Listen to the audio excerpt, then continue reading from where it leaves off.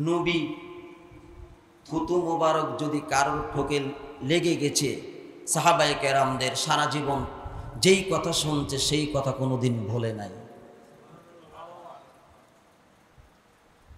স্বপ্নেও অনেক বুজুর্গদের জীবনী আছে, ঘটনা আছে, স্বপ্নে নবীর থুতু মোবারক তার ঠোঁটে লেগেছে, তার ঠোঁট দিয়ে মেশকে আম্বরের মতো সুঘ্রাণ মৃত্যু পর্যন্ত বের হয়েছে। আর আপনি পাথরে চুমা দিচ্ছেন, ওই পাথরে নবী চুমা দিয়েছে, নবীর ঠোঁট লেগেছে। চিন্তা করেন, চক্ষুটা বন্ধ করেন। আপনি যেই পাথরে চুমা দিচ্ছেন সেই পাথরে ইব্রাহিম আলাইহিস সালাম চুমা দিয়েছে। যেই পাথরে আপনি চুমা দিচ্ছেন সেই পাথরে হযরত আদম আলাইহিস সালাম চুমা দিয়েছে। সমস্ত নবীদের ঠোঁট যেই পাথরে লেগেছে, সমস্ত সাহাবায়ে কেরামদের ঠোঁট যেই পাথরে লেগেছে সেটা হলো হাজরে আসওয়াদ পাথর। এই যে হাকিকতা, যে আল্লাহর কুদরতের নিদর্শন, সেটা ওখানে গেলে পাওয়া যায়।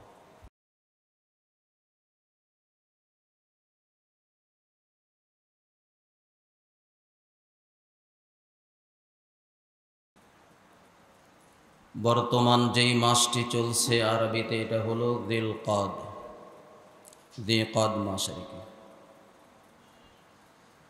এই মাসটা মূলত হজের মাস। হজের মাস কয়টা? তিনটা। হজের মাস কয়টা? তিনটা। শাওয়াল, দিলকাদ, দিলহজ, এই তিনটা মাস হলো হজের মাস। কিন্তু হজের মূল কার্যক্রমের মাস হলো দিলহজ মাস। তে আসুন আজকে হজের কিছু বিষয় নিয়ে কিছু আলোচনা করব।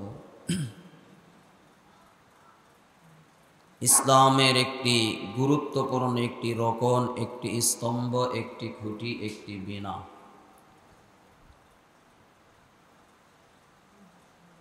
সেজন্য আলোচনা, গুরুত্বপূর্ণ আলোচনা।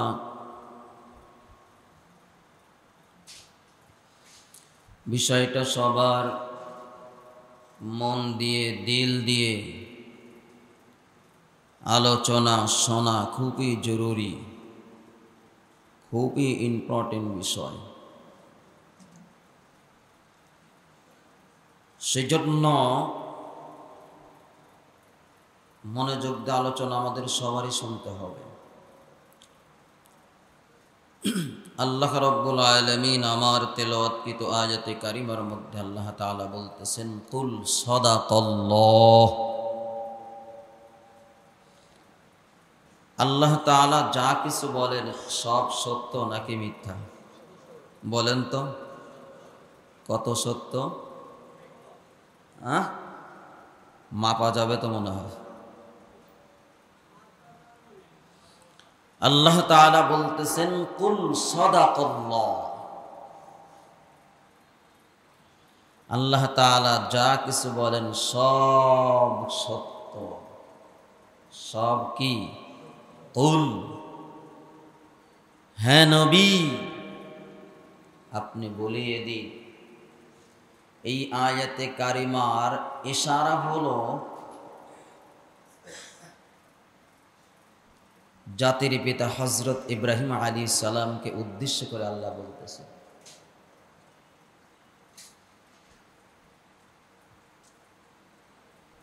কুল সাদাকাল্লাহ, আপনি বলিয়ে দিন আল্লাহ তাআলা যা কিছু বলেন সব সত্য কথা বলেন, সব সত্য। ফাত্তাবিউ মিল্লাতা ইব্রাহিম হানিফা।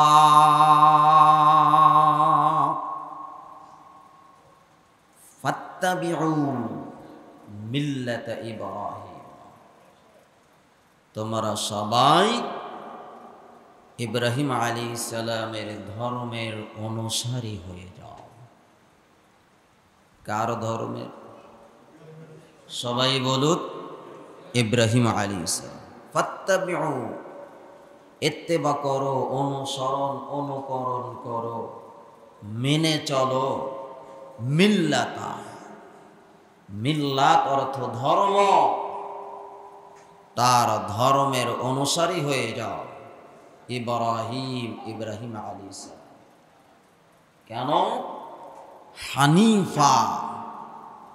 কারণ সে আমি আল্লাহ রাব্বুল আলামিনের সবচেয়ে বেশি আমি আল্লাহর দিকে সে মনোনিবেশন করেছিল, আমি আল্লাহ তাআলার দিকে সে ধাবিত হয়েছিল, আমি আল্লাহকে পাওয়ার জন্য সে ব্যাকুল থাকত।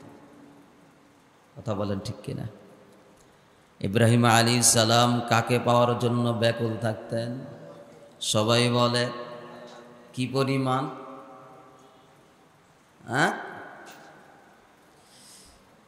যেই পরিমাণ ইব্রাহিম আলাইহিস সালাতু ওয়াস সালাম আল্লাহ তাআলাকে পাওয়ার জন্য, আপন করার জন্য ইব্রাহিম আলাইহিস সালাতু ওয়াস সালাম সব কিছুকে ওই আল্লাহর মহাব্বতে বিসর্জন করে দিয়েছিলেন।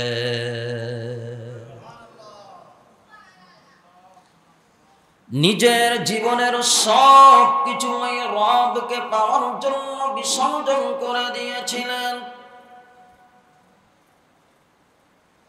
ওই রবকে পাওয়ার জন্য নিজের ভালোবাসা, মহাব্বত সব কিছু আল্লাহর জন্য বিসর্জন দিয়েছিলেন। ওই আল্লাহকে পাওয়ার জন্য মা হাজারা সহ মা সারা আলাইহিস সালাতু ওয়াস সালামকেও আল্লাহর জন্য বিসর্জন দিয়েছিলেন। মুসলমানি বান্দা যে আল্লাহকে পাওয়ার জন্য দুধের সন্তান ইসমাঈল আলাইহিস সালাতু ওয়াস সালামকে সঙ্গে নিয়ে, মা হাজরা আলাইহিস সালাতু ওয়াস সালামকে সঙ্গে নিয়ে মিশর থেকে মক্কার মরুপ্রান্তের মধ্যে বনবাস দিয়েছিলেন আল্লাহর ভালোবাসা। ও মুসলমান, সে আল্লাহকে পাওয়ার জন্য আল্লাহর খলিল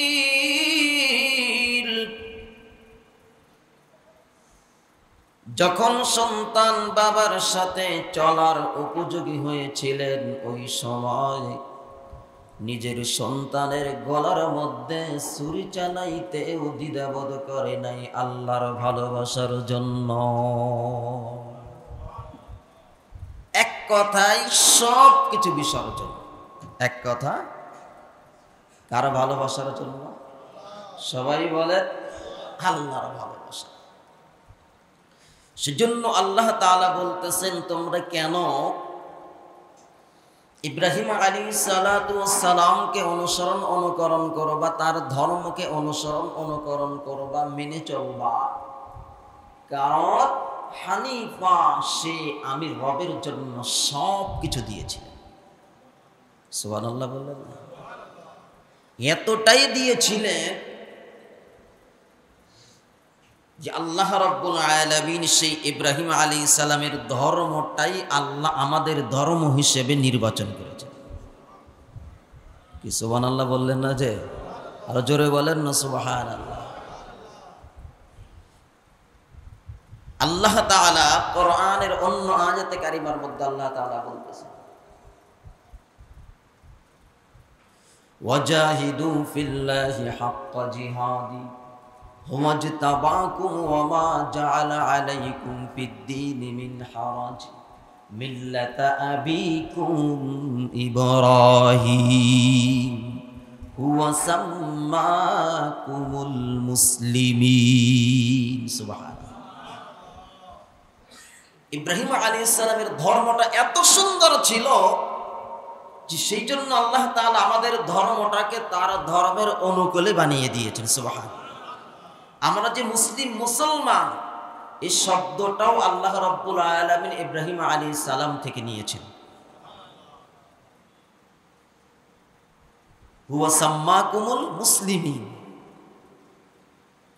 আল্লাহ তাআলা ইব্রাহিম আলাইহিস সালামকে এত ভালোবেসেছিলেন।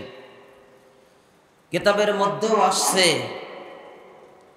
আমার নবীকে হাকিকতান ভাবে তো আল্লাহ তাআলা নবীকে অনেক আগেই নবুয়তি দিয়েছিলেন। গত সপ্তাহে বলছিলাম, কথা বলেন ঠিক কিনা?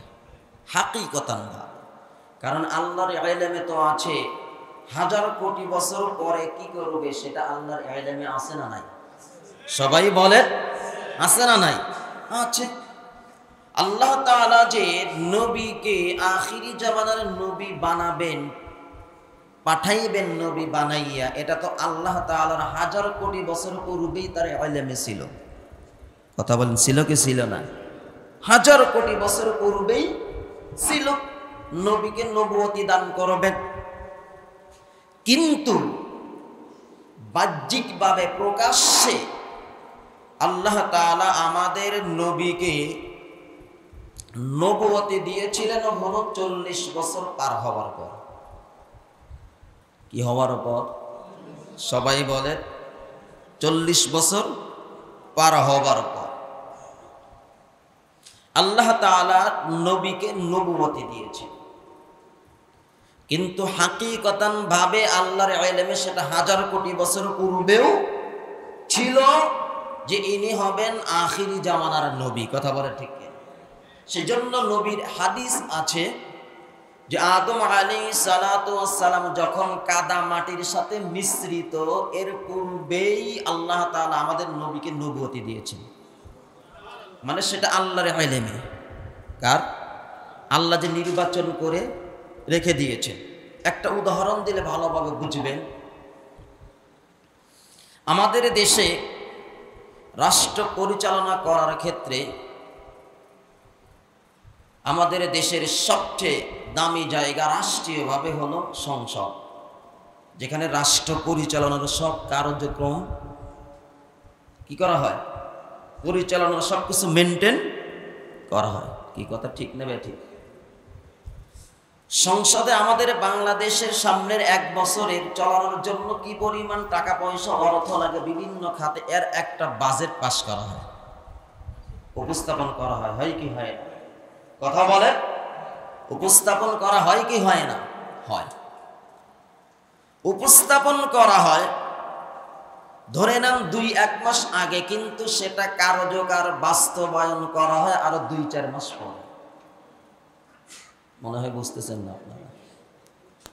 বাজেট পাস করা হয়, উপস্থাপন করা হয় সবার সামনে, সংসদ সদস্য যারা আছে এদের সামনে।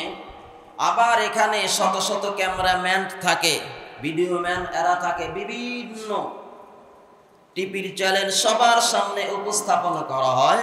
কিন্তু সেটা আরো বাস্তবায়ন করা হয় 2-4 মাস, 1-1.5 মাস পরে। কথা বলেন ঠিক কিনা?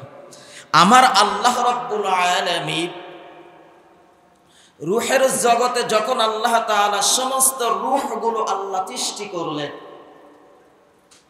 সমস্ত রূহ সৃষ্টি করার পর আল্লাহ তাআলা সেখানেই ঘোষণা দিয়েছেন, বাজেট পাস করে দিয়েছেন, বিল পাস করে দিয়েছেন, আমি আল্লাহ তাআলা এই রূহগুলো সৃষ্টি করেছি, এই রূহগুলোর মধ্য থেকে বাছাই করে এদেরকে নবী পয়গাম্বার, আর এই নবী পয়গাম্বারদের মধ্য থেকে শ্রেষ্ঠ নবী হিসাবে আমি আল্লাহ, আখিরি জামানার নবী হিসাবে আমি আল্লাহ নির্বাচন করে নিয়েছি নবী মুহাম্মদুর রাসূল সাল্লাল্লাহু আলাইহি ওয়াসাল্লাম।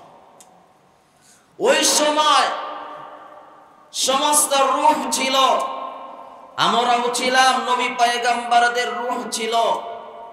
সেখানেই আল্লাহ তাআলা ঘোষণা দিয়েছেন আমাদের নবীকে আখিরি জামানার নবী হিসাবে আল্লাহ মনোনীত করেছেন। কিন্তু সেটা বাস্তবায়ন করলেন কবে? বাস্তবায়ন করলেন আল্লাহ তাআলা আমাদের নবীকে দুনিয়াতে পাঠানোর 40 বছর অতিক্রম হওয়ার পরে আল্লাহ বাস্তবায়ন করলেন। এই বিষয়টাকে বুঝাইতে পেরেছি? বর্তমান সমাজে এটা নিয়ে খুব অনলাইন খুব একেবারে গরম। কথা বলেন ঠিক কিনা?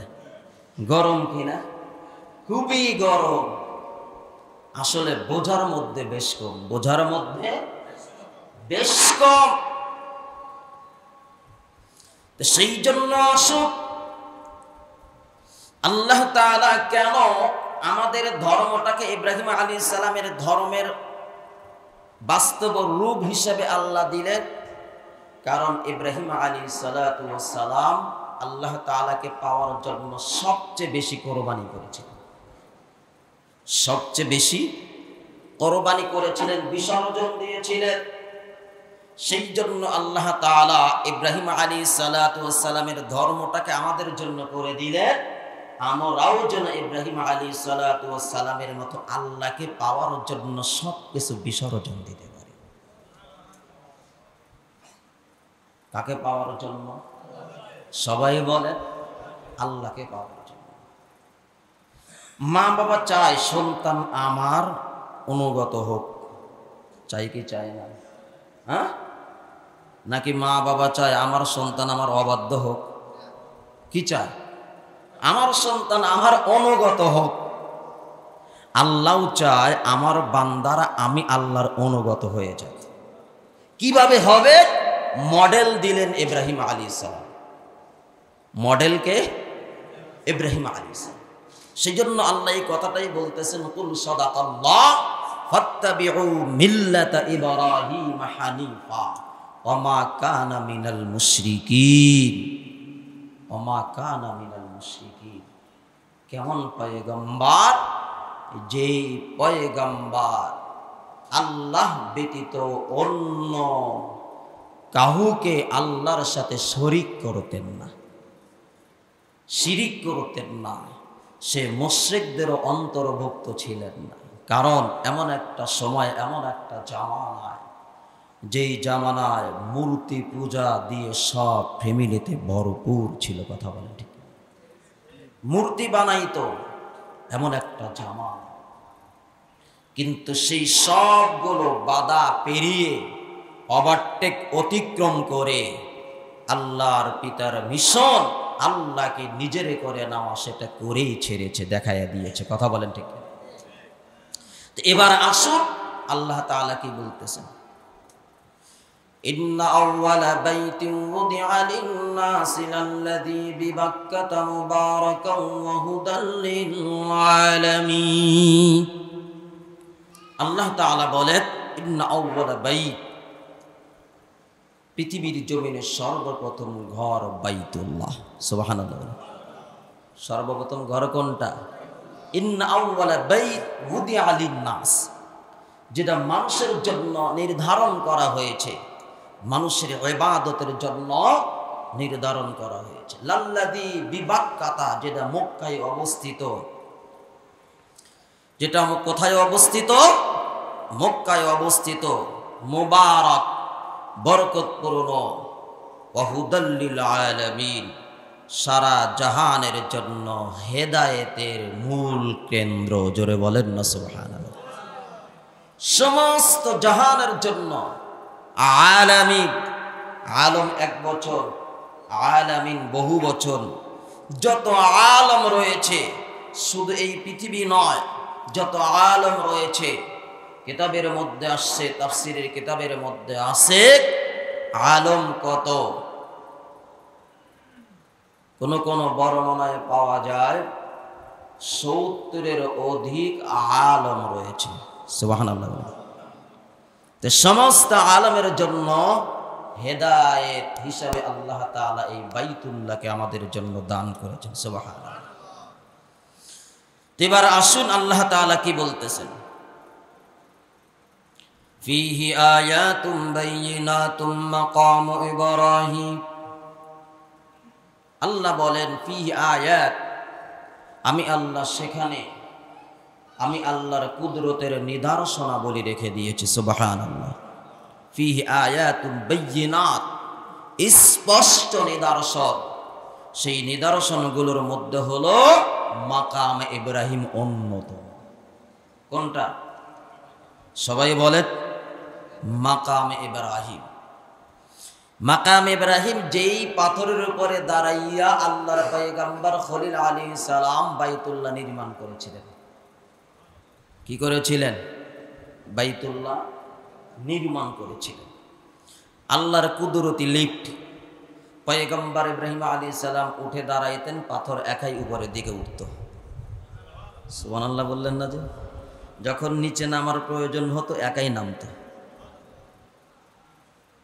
এর চেয়ে আরো আশ্চর্য, পাথর এত শক্ত, কিন্তু পাথরের মধ্যে ইব্রাহিম আলাইহিস সালামের পা মুবারক প্রায় 5 ইঞ্চির মতো গর্ত হয়ে গিয়েছে। প্রায় 4 থেকে 5 ইঞ্চির মতো গর্ত পাথর। যারা একেবারে কাছে গিয়ে দেখছেন তারা হয়তো অনেকটাই দেখতে পেয়েছেন, দূরে থেকে যারা দেখছেন দেখা সম্ভব না। আমি তো অনেকবারই কাছে গিয়ে সেটার সাথে হেলান দিয়ে দাঁড়াইয়া ঘন্টার পর ঘন্টা দেখেছি। প্রায় 4 থেকে কয় ইঞ্চি হবে? 5 ইঞ্চি গর্ত। আল্লাহ বলেন অন্যতম নিদর্শন হলো মাকামে ইব্রাহিম। তে আসুন এবার আল্লাহ তাআলা সামনের দিকে এগিয়ে কি বলতেছে?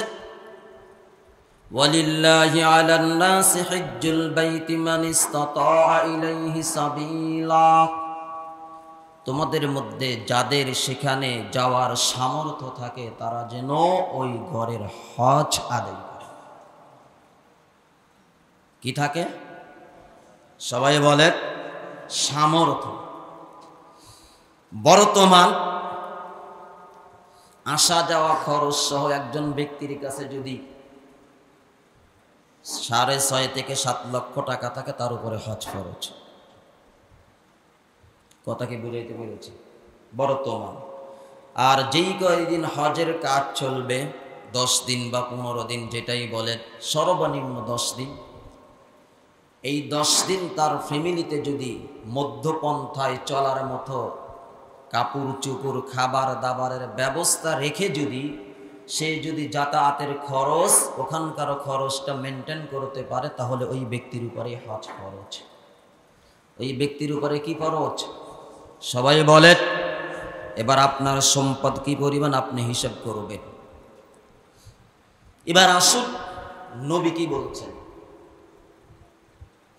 আপনাদের কাছে প্রশ্ন, আমার নবীর সুপারিশ শাফাআত ব্যতীত কে জান্নাতে যেতে পারবে? সবাই বলেন তো। কেউ পারবেন? আমাদের দেশের প্রশাসন খুব পাওয়ারফুল, এরা পারবে মনে হয়। প্রশাসনের ক্ষমতা আছে না?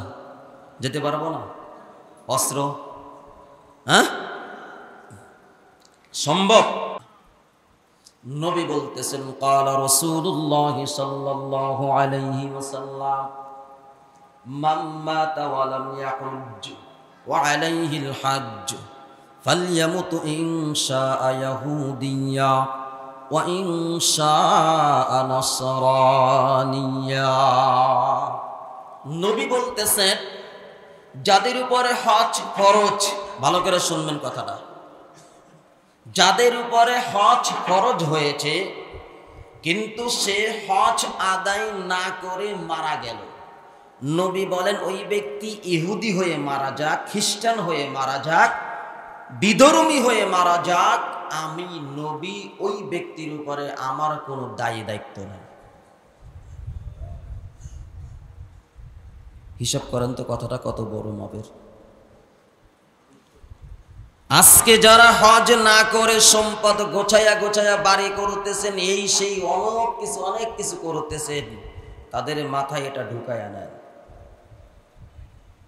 তাদের মাথায় এটা ঢুকায় আনেন। নবী কত বড় কথা বলছেন। আজকে তো মনে মনে ভাবতেছেন সন্তানের ক্যারিয়ার, লাইফ স্টাইল এখনো ভালো হয় না, এরকে এখনো তো ফ্ল্যাট করে দিতে পারি নাই, বাড়ি করে দিতে পারি নেই, এই সেই করে দিতে পারি নেই, ব্যবসায়ী তো স্টাবলিট করে দিতে পারি নেই, মনে মনে ভাবতেছেন। তারা এই কথাটা ঢুকায় আনেন। আপনার কখন আপনি মৃত্যুবরণ করবেন কোনো গ্যারান্টি আছে? কথা বলেন না কেন? আছে? নাই। তাহলে আপনি যদি আল্লাহ না করুক, যদি হজ না করে সম্পদ আছে মারা যান, আপনি তো হাসরের দিন ইহুদিদের কাতারে দাঁড়ায় যাবেন, খ্রিস্টানদের কাতারে দাঁড়ায় যাবেন, আপনি তো নরেন্দ্র মোদীদের কাতারে দাঁড়ায় যাবেন, ডোনাল্ড ট্রাম্প এদের কাতারে দাঁড়ায় যাবেন, একটু হিসাব করেন তো। আবু জেহেলের কাতারে দাঁড়ায় যাবেন। আজকে তো খুব বাহাদুরি দেখাইতেছেন না, দুনিয়াতে বাহাদুরি দেখাইতে পারেন, আল্লাহর আদালতে চলবে। কথা বলেন না কেন? গত রাত্রিতেও আমি আমার মুয়াজ্জিন সাহেব হুজুরকে বলছি যে আল্লাহ আমাদেরকে কানের গোড় দিয়ে বাঁচাইয়া দিছে। কি দিয়ে? কথা বোঝেন না কেন? কানের গোড় দিয়ে বাঁচাইয়া দিয়েছে। বলতেছে কেন? করলাম যে হুজুর 19 সালে আল্লাহ ঘুরাইয়া নিয়েছে, আপনাকেও নিয়েছে, এখন 6 থেকে 7 লক্ষ টাকা লাগে, এখন হলে তো খোদার কসম যেতে পারতাম না। কথা বলেন না কেন? বাস্তব কথা যেতে পারতাম না। আমি 2019 সালে গিয়েছি, 2,90,000 টাকা দিয়েছি, আমার সবকিছু কোরবানি সহ 3 লক্ষ টাকাও খরচ হয় না। এখন কি যেতে পারতাম? কথা বলে সম্ভব না। তা আল্লাহ বাঁচিয়েছেন, সেই জন্য আসুন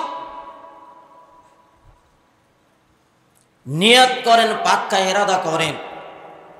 যাদের সম্পদ আছে, আপনি যদি ইহুদি নাসরা খ্রিস্টানদের কাতারে দাঁড়াইতে চান সেটা আপনার ব্যাপার। আর আপনি যদি ইব্রাহিম আলাইহিস সালামের কাতারে দাঁড়াইতে চান, ওমর, ওসমান, তলহা, জুবায়ের, নবী আলাইহিস সালাতু ওয়াস সালামের কাতারে দাঁড়াইতে চান, তাহলে পাক্কা ইরাদা করেন যে আমার দুনিয়া যা কিছু হোক না কেন সেটা সব কিছু লাঠি বিসর্জন দিয়ে ইব্রাহিম আলাইহিস সালামের ইত্তেবা অনুসরণ অনুকরণ করে হজের পাক্কা নিয়ত করে ফেলেন। কথা কি বুঝাইতে পেরেছি? তো সেই জন্য আসুন, হজ এত বড় একটা ইবাদত, সবাই এই বিষয়ে জানেন। আমি লম্বা চূড়া আলোচনা আগেও করেছি, বিষয় ভিত্তিক একেবারে। গত বছর হজের আলোচনা সবচেয়ে বিস্তারিত করেছিলাম, প্রায় 2 মাস করেছিলাম। রমজানের পর থেকে শুরু করে কোরবানির আগ পর্যন্ত প্রায় 2 মাস করেছিলাম। এই বছর বিস্তারিত আলোচনা করব না, তবে যেই মূল বিষয়টা আল্লাহর কুদরতের নিদর্শন হজের মধ্যে গেলে কেন পাওয়া যায়, মুসলমান কথাগুলো বুঝবেন। কারণ এই হজের আমলের মধ্যে সমস্ত পয়গম্বরদের আমল রয়েছে। আপনি একটু চক্ষুটা বন্ধ করবেন, সবকিছু আপনার চোখের উপরে ভেসে চলে আসবে। আমাদের সমাজে অনেক মানুষ আছে, বারবার যায়, যাওয়ার পরে আবার আসার পরেও সুদের ব্যবসা ছাড়তে পারে না, ঘুষের ব্যবসা ছাড়তে পারে না, মিথ্যা ছাড়তে পারে না, আমানত আত্মসাৎ, মানুষের সম্পদ ভোগ করতেছে, ইতিমের মাল খাইতেছে, মসজিদ মাদ্রাসার টাকা চুরি করে খাইতেছে। বহুত মানুষ আছে, আছে না নাই? আছে। তারা যায় মূলত হাকিকতানে ইবাদত তারা ওই নজর দিয়ে করে না। আমি যদি পাথর চুমা দেই, যে পাথরটা কি সাধারণ পাথর, রেল লাইনের পাথর, নাকি জান্নাতি পাথর? বলেন তো। আপনি যখন চুমা দিবেন, আমি তো ওই পাথর চুমা দিচ্ছি যেই পাথরে সমস্ত পয়গম্বরদের ঠোঁট লেগেছিল। একটু এটা, এই অনুভূতিটা যদি কেউ যদি মনের মধ্যে এনে যদি পাথরটাকে চুমা দেয়, তার এই এক চুমাতেই তো তার জীবন পরিবর্তন হওয়ার কথা। কথা বলেন না কেন? এক চুমাতেই তার লাইফ স্টাইল পরিবর্তন হয়ে যাবে। যে আমি এমন পাথরে ঠোঁট লাগাইলাম, চুমা দিলাম, যেই পাথর সমস্ত নবীদের ঠোঁট যেই পাথরে লেগেছে। মুসলমান নবী থুতু মোবারক যদি কারোর ঠোকে লেগে গেছে, সাহাবায়ে কেরামদের সারা জীবন যেই কথা শুনছে সেই কথা কোনোদিন ভোলে নাই। স্বপ্নেও অনেক বুজুর্গদের জীবনী আছে, ঘটনা আছে, স্বপ্নে নবীর থুতু মোবারক তার ঠোঁটে লেগেছে, তার ঠোঁট দিয়ে মেশকে আম্বরের মতো সুঘ্রাণ মৃত্যু পর্যন্ত বের হয়েছে। আর আপনি পাথরে চুমা দিচ্ছেন, ওই পাথরে নবী চুমা দিয়েছে, নবীর ঠোঁট লেগেছে। চিন্তা করেন, চক্ষুটা বন্ধ করেন। আপনি যেই পাথরে চুমা দিচ্ছেন সেই পাথরে ইব্রাহিম আলাইহিস সালাম চুমা দিয়েছে। যেই পাথরে আপনি চুমা দিচ্ছেন সেই পাথরে হযরত আদম আলাইহিস সালাম চুমা দিয়েছেন। সমস্ত নবীদের ঠোঁট যেই পাথরে লেগেছে, সমস্ত সাহাবায়ে কেরামদের ঠোঁট যেই পাথরে লেগেছে সেটা হলো হাজরে আসওয়াদ পাথর। এই যে হাকিকতা যে আল্লাহর কুদরতের নিদর্শন, সেটা ওখানে গেলে পাওয়া যায়। এমন জায়গায় আপনি তওয়াফ করতেছেন যেই জায়গার মধ্যে সমস্ত নবী রাসূলেরা তওয়াফ করেছে, এটা অনুভূতি মনের মধ্যে এনে তওয়াফ করতে হবে, তাহলেই আল্লাহর কুদরতের নিদর্শন, কথা বলেন না কেন, আল্লাহর কুদরতের নিদর্শন পাওয়া যাবে। আপনি এমন একটা ময়দানে চলে গিয়েছেন, আরাফার ময়দান, যেই ময়দানে সমস্ত নবী রাসূলেরা অবস্থান করেছেন, উকুফে আরাফা করেছেন, এমন একটা ময়দানে আপনি গিয়েছেন। আমি তো বিনোদনের জন্য যাচ্ছি না, আমি তো সেই রবকে পাওয়ার জন্যই গিয়েছি, কথা বলেন না কেন। যে আরাফাতে গিয়ে সমস্ত নবী রাসূলেরা সাহাবায়ে কেরামরা এরা যদি আল্লাহকে পেতে পারে, আমি কেন আল্লাহকে পাবো?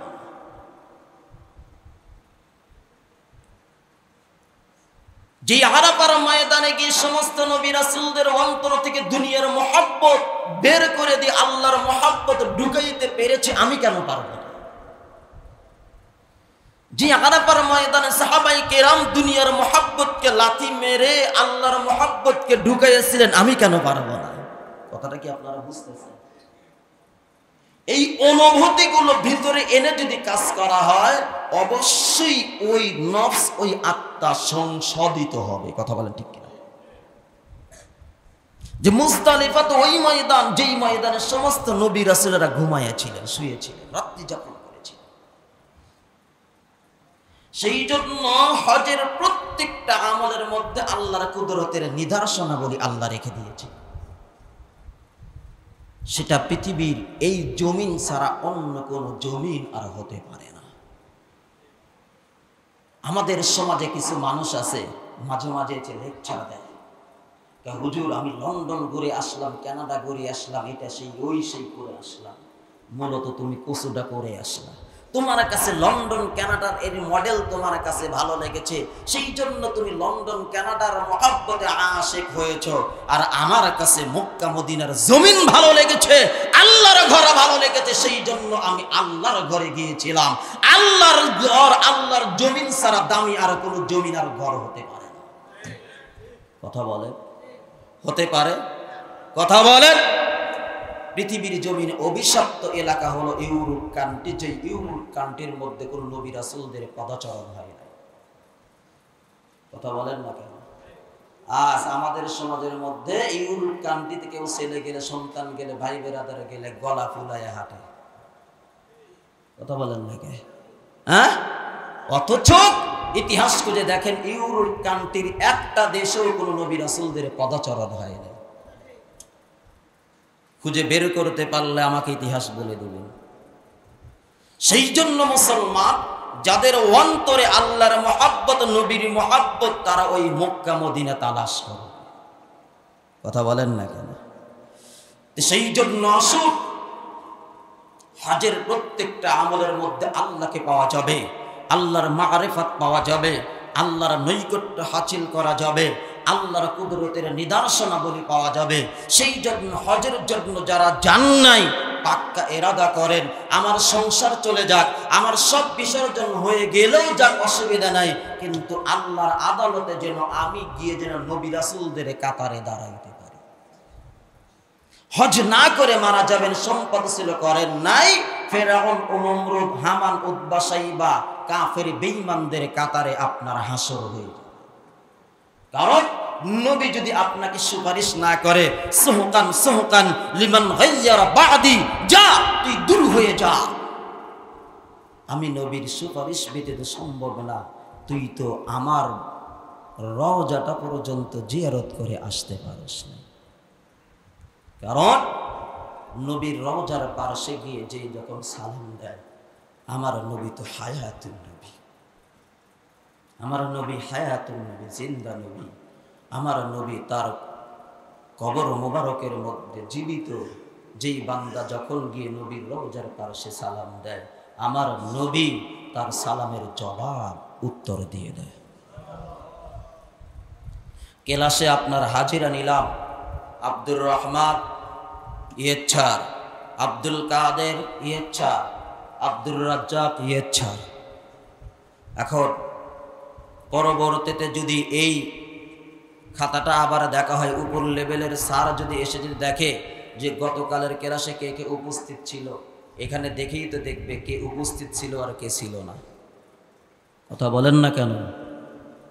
আমার নবী হাসরের দিন তো দেখবেন আমার উম্মত, আমার উম্মত, আমার উম্মত কে আমি নবীর রওজার পাশে এসে সালাম দিয়েছে। যারাই সালাম দিয়েছে আমার নবী তাদের জন্য সুপারিশ, তার জন্য আমার নবীর সুপারিশ উন্মুক্ত থাকবে। কি সুবহানাল্লাহ বললেন না? যে সেই জন্য পাক্কা ইরাদা আছে তো ইনশাআল্লাহ, সবারই আছে তো ইনশাআল্লাহ। যারা জান নাই আবার সবার ইরাদা আছে তো ইনশাআল্লাহ। আল্লাহ তাআলা কবুল করুক, সবাই বলে আমিন। সবচেয়ে বড় সফল সে যে আল্লাহর ঘর জিয়ারত করেছে, নবীর রওজা জিয়ারত করেছে। কথা বলেন ঠিক কি? আল্লাহ তাআলা যেন আমাদের সবাইকে আজকের আলোচনা বুঝে আমল করার তৌফিক দান করেন। সবাই বলি আমিন। ওমা তৌফিক ইল্লা বিল্লাহ। যারা সুন্নাত করেন 4 রাকাত কাবলা জুম করেন।